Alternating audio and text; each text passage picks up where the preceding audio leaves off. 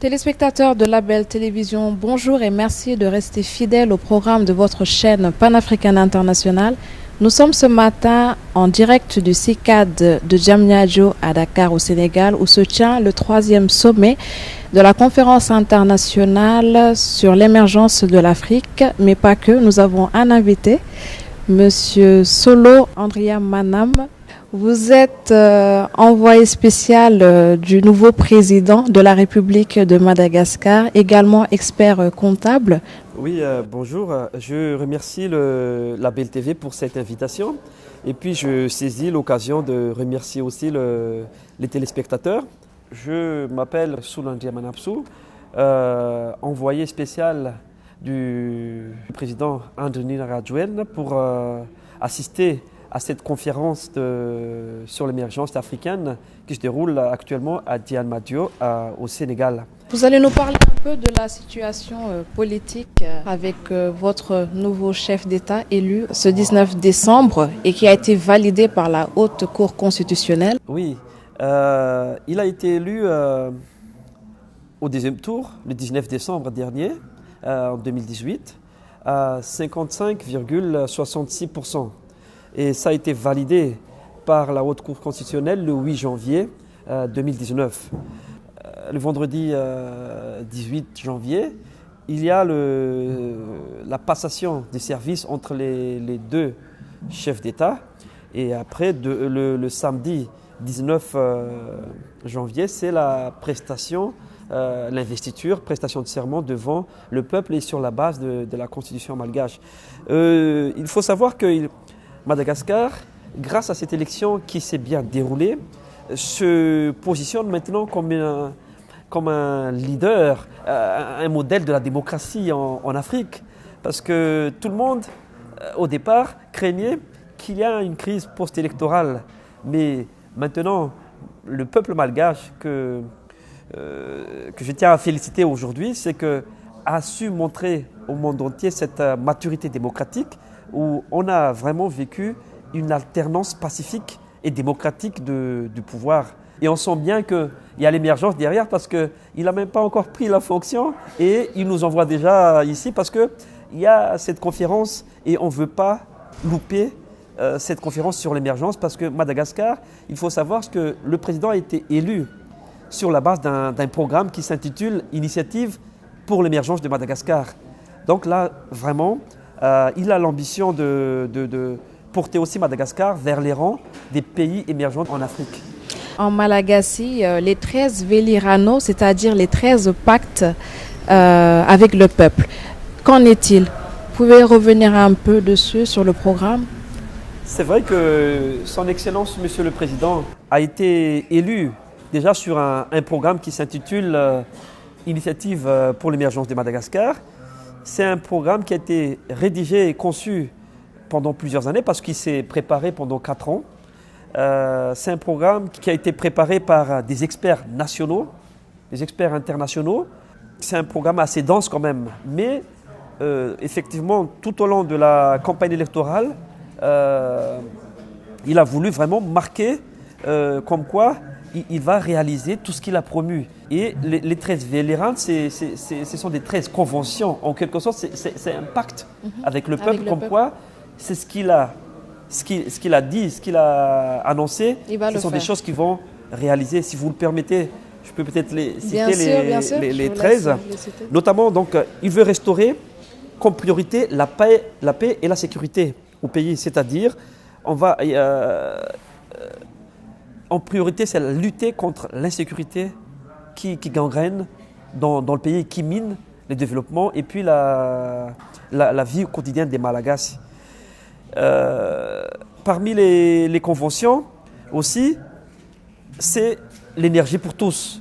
Il veut offrir de l'énergie moins chère à toute la population, électrifier l'ensemble du territoire, c'est-à-dire les villes et les villages dans Madagascar. Il y a aussi la lutte contre la corruption, la bonne gouvernance, rapprocher les services publics aux citoyens et puis renforcer l'administration judiciaire. Parmi les conventions, il y a aussi l'éducation et la culture pour tous, c'est-à-dire c'est une base de l'émergence c'est un système qui est basé par le renforcement du système éducatif et puis promouvoir aussi l'excellence et surtout valoriser l'enseignement technique et professionnel, notamment dans les provinces et les districts, tous les districts à Madagascar. C'est-à-dire que ce sera un développement inclusif du système éducatif. Il y a aussi la convention de santé pour tous. Santé pour tous, c'est assurer l'accès au système couverture maladie universelle pour tout le monde et puis améliorer notamment le système de santé mère-enfant. On veut mettre en avant la jeunesse malagasy, la jeunesse africaine et puis surtout la promotion des femmes.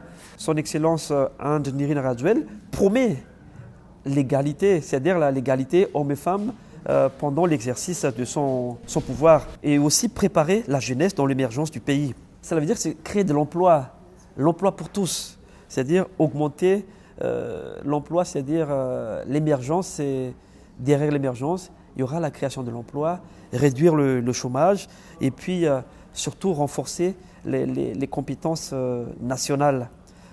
L'émergence, dans son entendement, dans le programme aussi, vise à industrialiser Madagascar. C'est-à-dire Madagascar, actuellement, c'est un pays qui exporte, comme tous les pays, autres pays en Afrique d'ailleurs, on exporte malheureusement des matières brutes, des matières premières.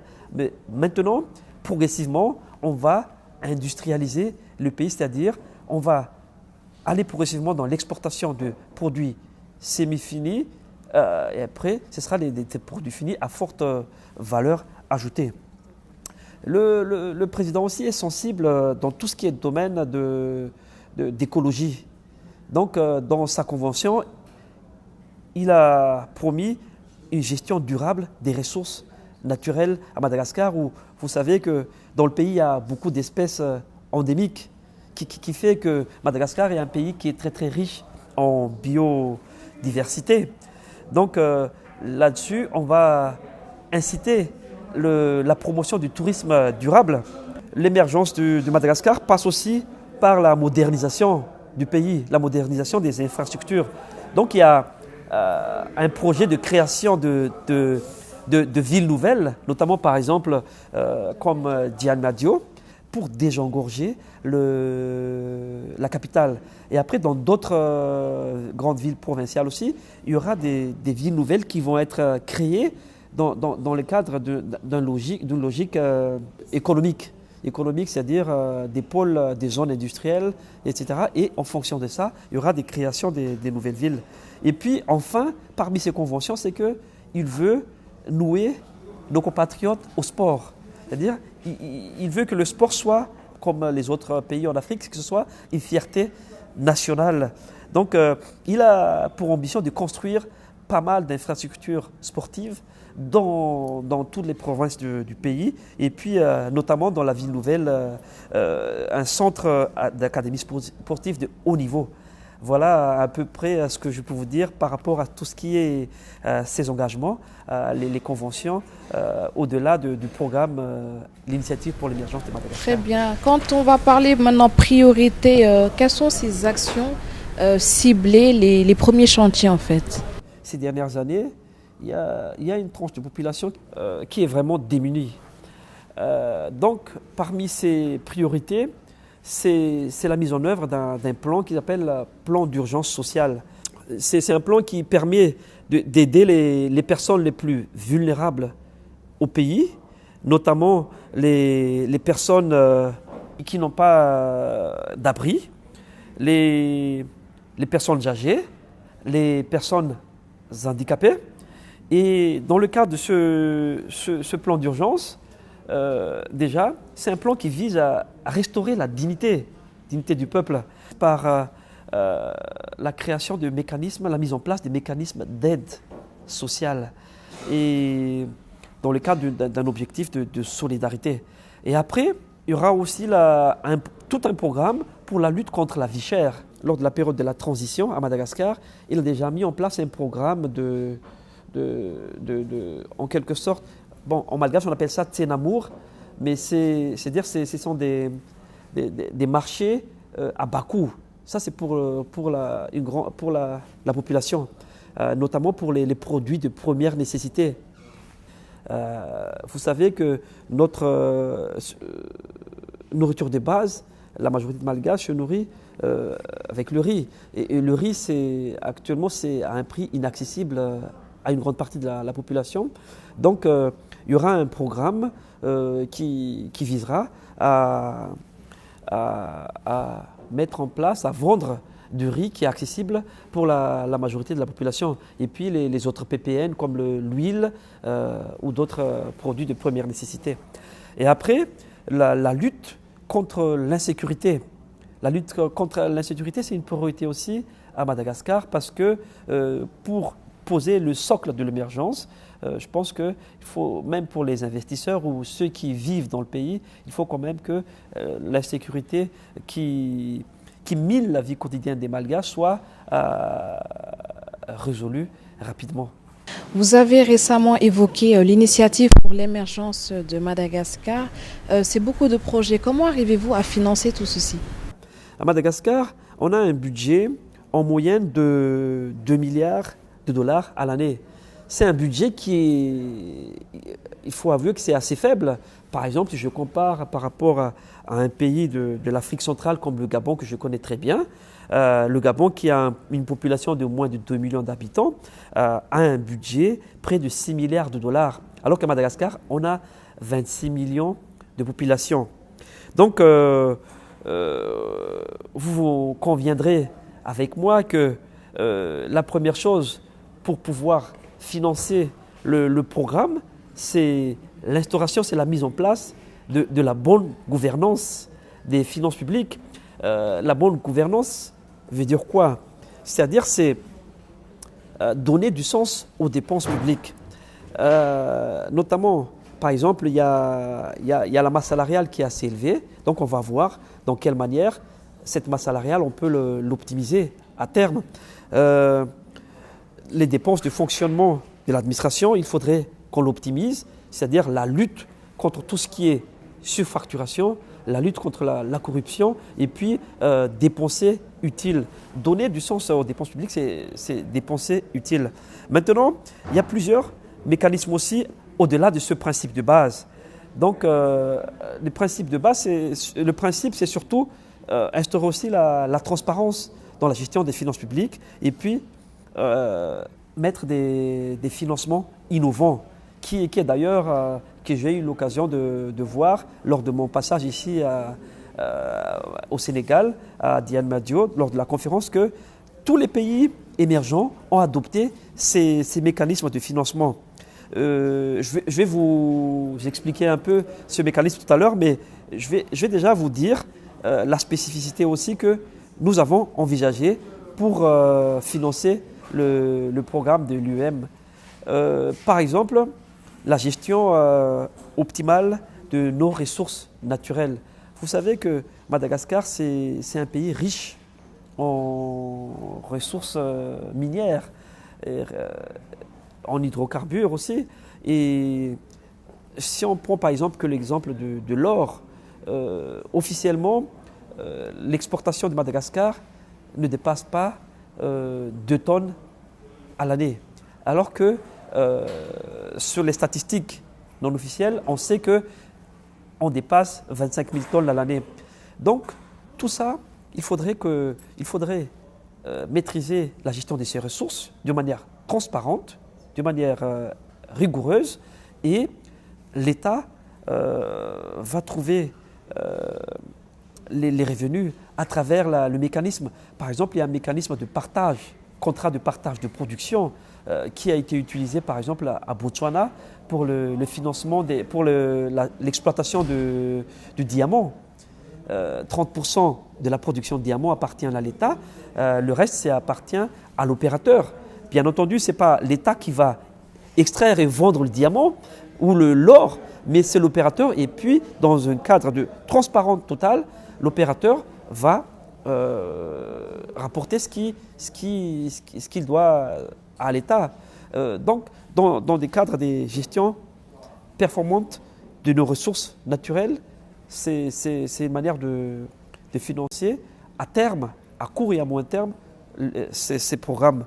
Maintenant, en parlant de financement pas totalement innovantes, mais il y a également les financements classiques que tous les pays pratiquent. C'est le partenariat public-privé parce qu'il faut maîtriser l'endettement d'un État. Donc le partenariat public-privé, qui est un mécanisme qui est d'ailleurs approuvé, qui est maintenant en promotion, je dirais, par les partenaires financiers et techniques, les bailleurs de fonds. Quand j'entends la Banque mondiale, le FMI, qui poussent maintenant tous les États dans le financement de leurs infrastructures, dans leurs projets, aller au PPP. Donc il y aura les partenariats public-privé.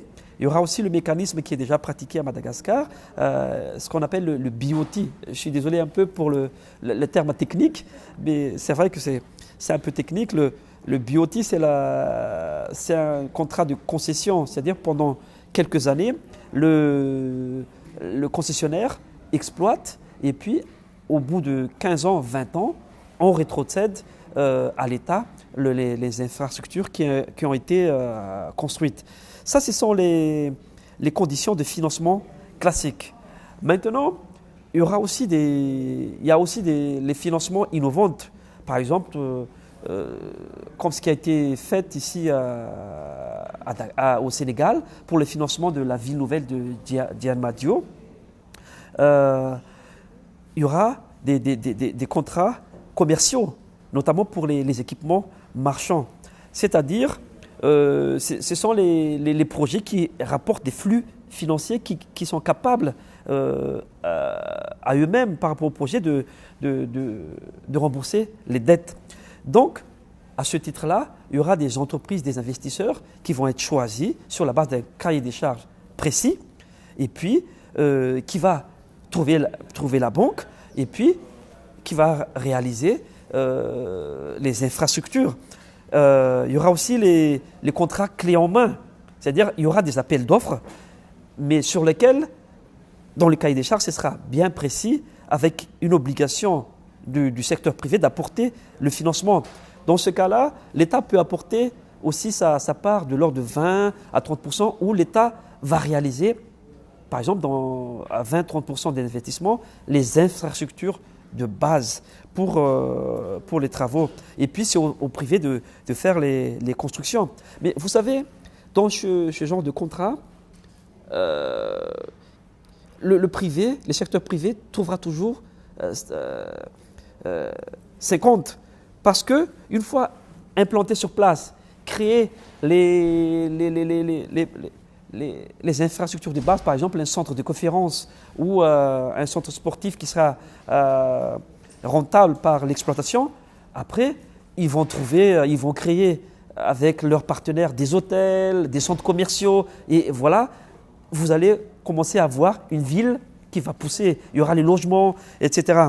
Maintenant, il y aura aussi les financements privés directs, c'est-à-dire on incitera les privés d'investir dans les villes nouvelles, dans les constructions des villes nouvelles, avec une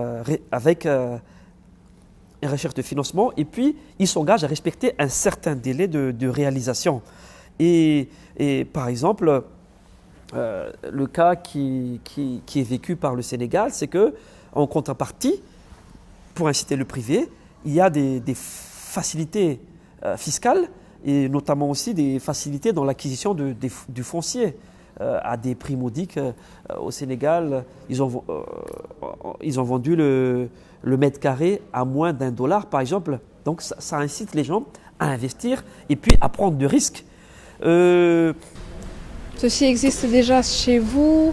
Vous avez ces champions nationaux comme on a pu... Disons que les textes existent déjà, les opérateurs existent également. C'est le fait que l'élection s'est bien passée et il n'y a aucune incidence majeure post-électorale, ça c'est un signe fort. Et vous savez que, par exemple, pour l'investiture, il y aura des des invités, beaucoup d'invités de marque, beaucoup d'investisseurs qui vont déjà venir à Madagascar. Et surtout, l'élection du président, ça a été félicité par le monde entier. Donc le risque API en termes politiques, je pense qu'il y aura une stabilité politique à Madagascar. Et c'est une stabilité qui gage le premier gage des investisseurs. Maintenant, parmi les écueils à éviter dans le mode de financement que j'ai évoqué tout à l'heure, c'est surtout parce que ce financement va sûrement créer de l'emploi pour les Malagasy, créer de l'emploi pour les opérateurs, créer de l'activité pour les opérateurs locaux, mais les écueils à éviter, c'est surtout, il faudrait professionnaliser les opérateurs. Donc, dans ce cas-là, il faudrait qu'ils se regroupent.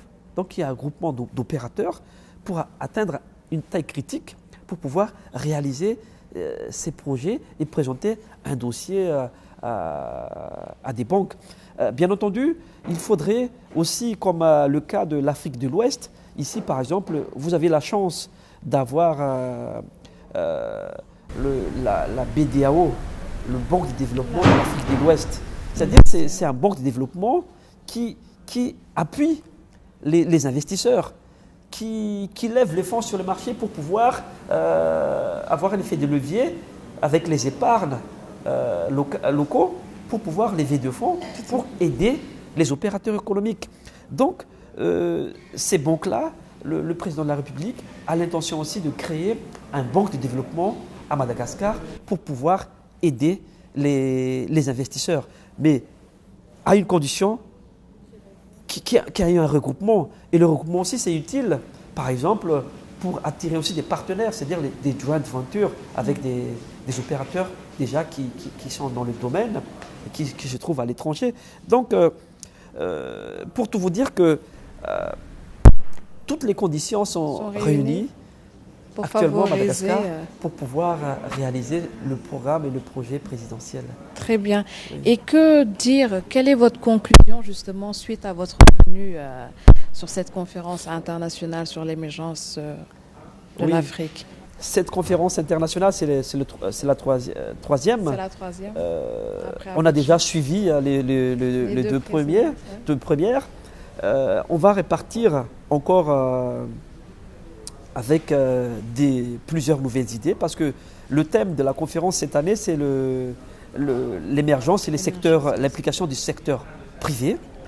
Donc là, on a beaucoup insisté sur le partenariat public-privé avec les innovations, la création des champions nationaux, comment on favorise le doing business dans le pays. Donc, il y aura. Alors, on s'est échangé sur les écueils, les vécus de certains pays qui ont amélioré les doing business. Donc, ce qu'il faut savoir, c'est que l'État tout seul ne peut pas apporter l'émergence. L'émergence, c'est l'ensemble de l'opérateur, toute la force vive d'un pays. Donc, l'implication du secteur privé pour accompagner l'État, c'est vraiment importante. Donc, l'apport, c'est que cette conférence m'a vraiment permis d'identifier. Il y a des choses qu'on a déjà identifiées, mais ça a permis de consolider le fait que le secteur privé et le pouvoir public doivent avancer main dans la main dans l'accompagnement de l'émergence de l'Afrique. Merci beaucoup. Voilà. Cette émission tire à sa fin. Téléspectateurs de Label TV, merci d'avoir suivi cet entretien et on vous donne rendez-vous pour un prochain numéro. Merci.